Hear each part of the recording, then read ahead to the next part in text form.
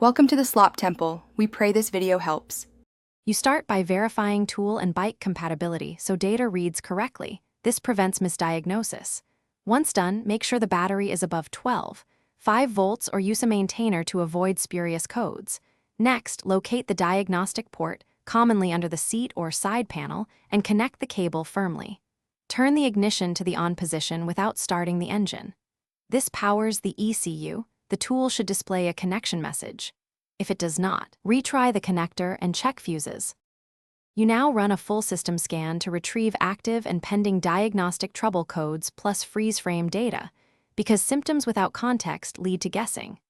Once the scan completes, record the exact codes and capture live sensor outputs.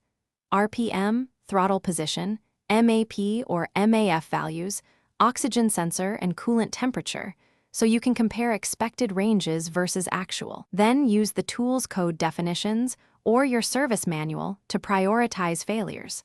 Start with systemic. You should perform active tests available on the tool, actuate injectors or valves, and monitor live data while cranking to confirm component function rather than relying solely on codes. Once repairs are completed, clear the codes and run a verification procedure. Key cycles, a cold start, and a short ride to confirm the fault does not return.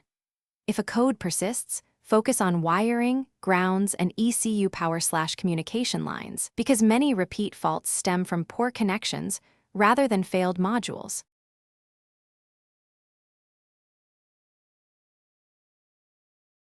Thanks for watching. Consider subscribing if we helped you.